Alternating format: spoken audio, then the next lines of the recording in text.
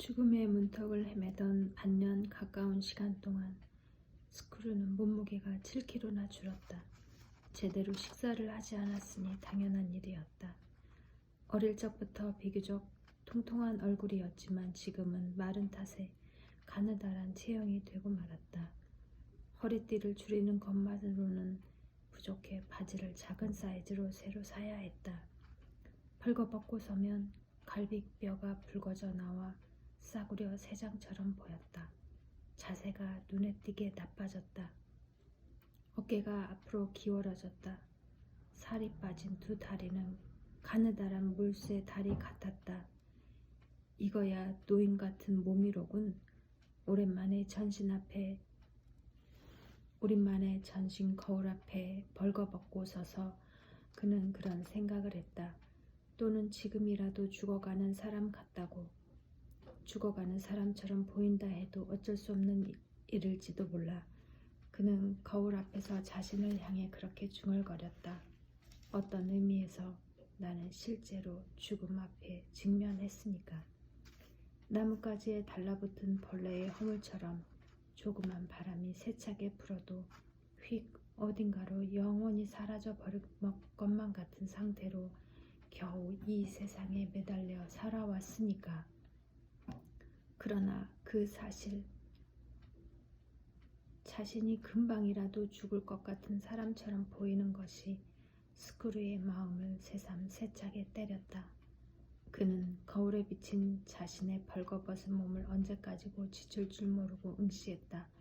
거대한 지진이나 엄청난 홍수를 만난 저 머나먼 지역의 비참한 재난을 전하는 텔레비전 뉴스 영상에서 눈길을 떼지 못하는 사람처럼 나는 정말로 죽어버린 것일지도 몰라.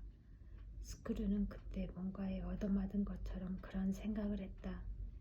전해 여름 친구 4명에게서 존재를 부정당했을 때 다자키 스크루라는 소녀는 사실상 숨을 거두었던 것이다.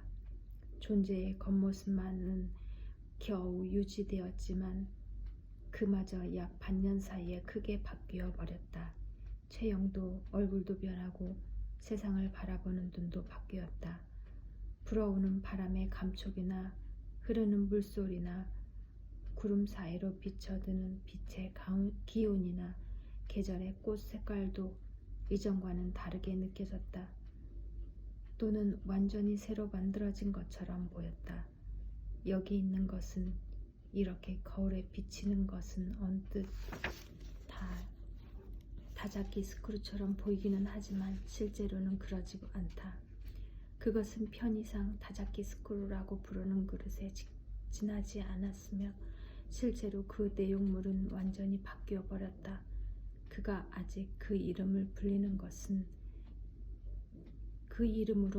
것은 딱히 달리 부를 방법이 없기 때문이다. 그날 밤 스크루는 이상한 꿈을 꾸었다. 격렬한 질투에 사로잡히는 꿈이었다. 그렇게 현실감 넘치는 꿈은 정말 오랜만이었다. 사실 스크루는 그때까지 질투라는 감정을 하나의 실감으로서 이해하지 못했다. 물론 질투가 어떻게 발생하는지에 대해서 머리로는 알고 있었다. 이를테면 아무리 애써도 손에 넣을 수 없는 재능이나 자질이나 지위를 누군가 모두 갖고 있을 때, 또는 너무도 간단히 손에 넣어버렸을 때 느끼는 감정, 이를테면 자신이 애타게 갈구하는 여자가 다른 남자 품에 안기는 것을 알았을 때, 그때는 감정, 부러움, 시샘, 분함, 갈 곳 없는 욕구, 불만과 분노. 그러나 실제로 스크루는 그런 감정을 태어나서 한 번도 직접 겪어보지 못했다. 자신에게 없는 재능이나 자질을 갖고 싶다고 바란 적도 없고 누구를 격렬하게 사랑해 본 적도 없었다. 누군가를 동경한 적도 없고 누군가를 부러워한 적도 없었다. 물론 자신에게 불만이 없는 것은 아니었다. 부족한 것이 없는 것도 아니었다. 누군가 묻는다면 그걸 나열해서 적을 수도 있었다. 길고 긴 리스트가 나오지 않아도 분명 두세 줄은 분명 두세 줄로는 끝나지 않을 것이다. 그러나 그런 불만이나 부족함은 어디까지나 그의 내부에서 완결된 것이었다. 어딘가 다른 장소에서 일부러 발길을 옮겨 찾아야만 하는 것은 아니었다. 적어도 그때까지는 그랬다. 그러나 꿈속에서 그는 한 여성을 무엇보다 간절히 갈구했다. 누구인지 확실치 않다. 그녀는 그냥 존재일 따름이다. 그리고 그녀는 육체와 마음을 분리할 수 있다. 그런 특별한 능력을 가졌다. 어느 쪽이든 하나만 원한다면 당신에게 내줄 수 있다고 그녀는 스크루에게 말한다. 육체냐 마음이냐, 그렇지만 두 가지를 모두 손에 넣을 수는 없어. 그러니까 지금 여기서 어느 쪽이든 하나만 선택해야 해. 다른 하나는 또 누군가에게 주어야 하니까. 그녀는 그렇게 말한다. 그러나 스크루가 원하는 것은 그녀의 모든 것이다. 어느 반쪽을 누군가 다른 남자에게 내줄 수는 없다. 그것은 그가 도저히 견딜 수는 없는 일이다. 그럴 바엔 어느 쪽도 필요 없어. 그는 말하고 싶다. 그렇지만 그런 말을 할 수 없다. 그는 앞으로 나아갈 수도 뒤로 물러설 수도 없다. 그때 스크루가 느낀 것은 누군가가 커다란 손으로 온몸을 틀어쥐고 쥐어짜는 듯한 격렬한 통증이었다. 근육이 찢어지고 뼈가 비명을 질렀다. 거기에는 또 모든 세포가 말라버리는 듯한 격한 목마름이 있었다. 분노의 몸을 떨었다. 그녀의 반을 누군가에게 내어 주어야 하는 현실에 대한 분노다. 분노는 진득한 액이 되어 골수에서 빠져나와 끈적하게 흘렀다. 폐는 미쳐버린 한 쌍의 풀무가 되었고 심장은 엑셀레이터를 끝까지 밟은 엔진처럼 회전수를 올렸다. 그리고는 들끓는 검은 피를 몸 구석구석까지 흘러보냈다. 그는 온몸을 크게 떨며 눈을 떴다. 그것이 꿈이었음을 깨닫기까지는 시간이 걸렸다. 땀에 흠뻑 젖은 파자마를 거칠게 벗어던지고 수건으로 몸을 닦았다. 그러나 아무리 세차게 문질러도 축축한 감촉이 남았다. 그리고 그는 이해했다. 또는 직관했다. 이것이 질투라는 것이라고. 사랑하는 여자의 마음인지 몸인지 어느 한쪽을, 또는 경우에 따라서 둘 다를 누군가가 그의 손에서 빼앗으려 한다. 질투란 스크루가 꿈속에서 이해하는 바로는 세상에서 가장 절망적인 감옥이다. 왜냐하면 그것은 죄인이 스스로를 가둔 감옥이기 때문이다. 누군가가 힘으로 제압하여 집어넣은 것이 아니다. 스스로 거기에 들어가 안에서 자물쇠를 채우고 열쇠를 철장 바깥으로 던져버린 것이다. 게다가 그가 그곳에 유폐되었다는 사실을 아는 사람은 이 세상에 아무도 없다. 물론 나가려고 자기가 결심만 한다면 거기서 나올 수 있다.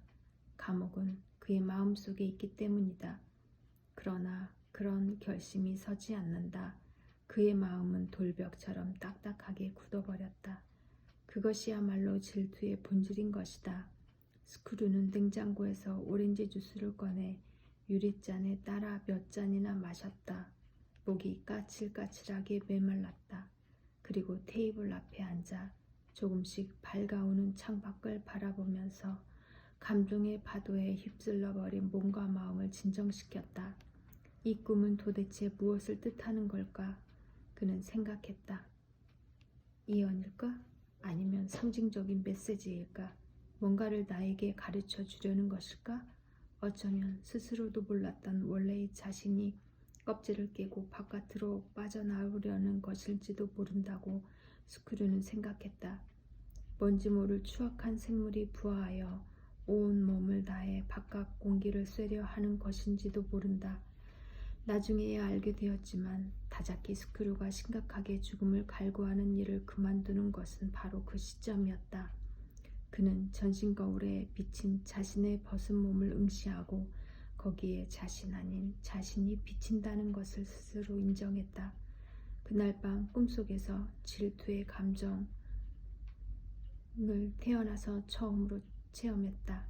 그리고 날이 밝았을 때는 죽음의 허무와 한치 앞에서 마주하던 5달에 걸친 암흑의 나날을 이미 뒤로 했다. 아마도 그때 꿈이라는 형태로 그의 내부를 통과하던 그 타는 듯한 삶의 감각이 그 순간까지 그를 집요하게 지배하던 죽음에 대한 동경을 죽여버리고 지워버린 것은 아닐까? 세찬 서풍이 두꺼운 구름을 날려버리듯이 스크루는 그렇게 추측했다. 그리고 남은 것은 체념을 닮은 조용한 사색뿐이었다. 그것은 색채가 없는 잔잔한 바다처럼 중립적인 감정이었다. 그는 텅 비어버린 오래되고 큰 집에 혼자 덩그러니 앉아 오래되고 거대한 괴종시계가 시간을 새기는 울적한 소리에 가만히 귀를 기울였다. 입을 다물고 눈길 한번 떼지 않고 시계바늘을 움직임을 지켜보았다. 그리고 얇은 막 같은 것으로 감정을 몇 겹이나 감싸고 마음을 텅 비워낸 채 1시간마다 착실하게 늙어갔다.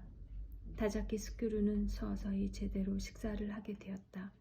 신선한 식재료를 사서 간단한 음식을 만들어 먹었다. 그래도 한번 빠져버린 체중은 좀처럼 늘지 않았다. 반년 가까운 시간 동안 위가 많이 줄어버린 것 같았다. 일정량 이상을 먹으면 토하고 말았다. 그리고 이른 아침 학교 수영장에서 수영을 하기 시작했다. 근육이 빠진 탓에 계단을 오를 때도 숨을 헐떡일 정도여서 조금이라도 원 상태를 회복해야만 했다.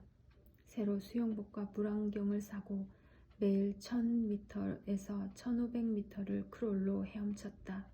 그런 다음 체육센터에 가서 묵묵히 기구를 이용해 운동을 했다. 나아진 식사와 규칙적인 운동을 몇 달 계속하니 다자키 스크루의 생활은 대체로 예전의 건강한 리듬을 되찾았다.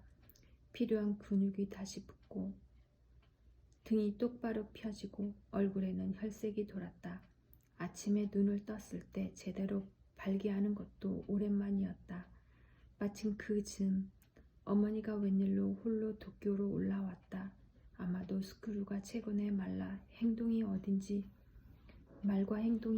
모르게 이상한 데다 설 연휴에도 돌아오지 않아 걱정이 되어 살펴보러 온 것이었다. 그녀는 고작 몇 달 사이에 아들의 모습이 크게 바뀐 것을 보고 저도 모르게 마른 침을 삼켰다. 그러나 이런 건 내 나이 때의 자연스러운 변화일 뿐이고 지금 내게 필요한 건 변한 몸에 맞는 새 옷 몇 벌이야 라는 아들의 설명을 어머니는 그대로 받아들였다. 그것이 남자의 정상적인 성장 과정이라고 이해했다. 그녀는 자매뿐인 가정에서 자랐고 결혼해서도 딸들을 키우는 데 익숙했다. 남자아이가 어떻게 커가는지는 무엇 하나 아는 게 없었다. 그래서 오히려 기쁜 마음으로 아들을 데리고 백화점으로 가서 새 옷을 여러 벌 사주었다. 어머니 취향은 브룩스 브라더와 폴로였다. 낡은 옷은 버리든지 기부하기로 했다. 얼굴도 바뀌었다. 거울을 보니 볼살이 통통하고 나름대로 단정하지만 너무나 평범하고 특징 없는 소년의 얼굴은 사라지고 없었다. 인도로 지진 듯 볼이 날카롭게 선 젊은 남자의 얼굴이 그를 바라보았다. 눈에서는 새로운 빛이 번뜩였다. 자신에게도 낯선 빛이었다. 고독하고 갈 곳 없는 한정된 장소에서 완결을 추구하는 빛이었다. 갑자기 수염이 짙어져 매일 아침 면도를 해야 했다. 머리카락은 전보다 길게 기르기로 했다. 새롭게 얻은 자신의 모습이 스크루 마음에 쏙 드는 것은 아니었다. 마음에 들지도 싫지도 않았다. 이것 또한 어차피 하나의 방편이고 급한 대로 만들어 본 가면에 지나지 않는다. 그러나 거기 나타난 얼굴이 지금까지 보아온 자기 얼굴이 아니라는 사실은 아무튼 고마웠다. 어쨌든 다자키 스크루라는 이름을 가진 예전의 소녀는 죽었다. 그는 황량한 어둠 속에 잠겨들듯 숨을 거두었고 숲속의 작은 공터에 묻혔다. 사람들이 아직 깊은 잠에 빠진 새벽 시간에 아주 은밀하게 묘비도 없이, 그리고 지금 여기 서서 숨쉬는 인간은 내용물이 크게 바뀌어버린 새로운 다자키 스크루다. 그러나 그걸 아는 사람은 그 자신 말고는 아무도 없다. 그리고 그는 그 사실을 누구에게도 알리지 않을 생각이었다. 다자키 스크루는 여전히 여기저기 역을 돌아다니며 구내를 스케치하고 대학 강의를 빠지지 않고 들었다. 아침에는 샤워를 하고 머리를 감고 식사 후에는 반드시 이를 닦았다. 아침 침대를 정돈하고 직접 셔츠를 다렸다. 가능한 한 남는 시간이 생기지 않게 하려고 애썼다. 밤에는 2시간 정도 책을 읽었다. 대부분 역사서 아니면 전기였다. 그런 습관은 옛날과 변함이 없었다. 습관이 그의 생활을 앞으로 이끌었다. 그러나 그는 이제 완벽한 공동체를 믿지 않고 케미스트리의 몸으로 느끼지도 않았다. 그는 매일 욕실 거울 앞에 서서 잠시 자신의 얼굴을 바라보았다. 그리고 새로운 달라진 자신의 존재를 조금씩 마음에 새겨갔다.